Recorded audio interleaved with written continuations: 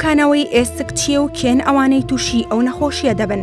جگەرەکێشان و نێرگەلە چ کاریگەریەکی لەسەر پوکانەوەی ئێسک هەیە؟ پوکانەوەی ئێسک جۆرێکی نەخۆشیە کە تووشی ئێسکەکان دەبن، لاواز دەبن و لە ناوەوە فشەڵ دەبن. تاوای لێ دێت بە ئاسانی دەشکێت یان شێوەیەکی ناجۆر وەردەگرێت. ئێسکەکان شانەی زیندون و بەردەوام لەگەڵ هەڵکشانی تەمەنێکی دیاریکراودا خۆیان نوێ دەکەنەوە. بەڵام کە تووشی ئەم نەخۆشیە دەبێت چیتر شانەکانی ئێسک دروست نابنەوە، بەواتای ئەوەی ئێسکەکە لە نوێبوونەوە دەوەستێت. هەرچەندە دەکرێت هەموو تەمەنەکان تووشی ئەم نەخۆشیە ببن، بەڵام بە ساڵاتوان زیاتر تووشی فشەڵبوونی ئێسک دەبن.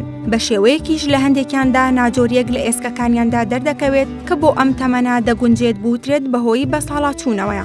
تاقیکردنەوە زانستیەکان ئەویان پشتڕاست کردوتەوە کە بە شێوەیەکی گشتی مرۆڤ لە تەمەنی 40 ساڵیەوە دووچاری ئەم نەخۆشیە دەبن. پزیشکان دەڵێن بۆ ماوەی هۆکاری سەرەکی ئەم جۆرە نەخۆشیەیە، بەواتای ئەوانەی کە لە خێزانەکەیاندا کەسێکی توشبوو هەبێت نەوەکانی تر مەترسی زیاتریان لەسرە. لە ژنانیشدا هۆکاری سەرەکی لابردنی هێلکەدانە پێشوەستانی سوڕی مانگانە، یان کەمی ڤیتامین دی و کالیسیۆم و ناچالاکی جەستەیی و تەمبەڵی و خەوی زۆر. بۆ پیاوانیش جگەرە کێشان، چونکە کێشانی جگەرە ڕێگری لە هەڵمژێنی کالیسیۆم دەکات لەلایەن جەستەوە. چارەسەری پزیشکان بۆ ئەم نەخۆشیە وەرزشکردنێکی سووکە، چونکە وەرزشی ڕاکردنی قورس و بەرزکردنەوەی قورسایی زیان بە ئێسکەکان دەگەێنێت، لەگەڵ وازێنان لە جگەرە و نێرگە لە کێشان و دوورکەوتنەوە لە خواردنەگازیەکان. چارەسەری پزیشکیش بەڕاوێژ لەگەڵ پزیشکی پسپۆڕ وەرگرتنی ڤیتامین دیە، لەگەڵ دەرمانی تایبەت بە فشەڵی ئێسک.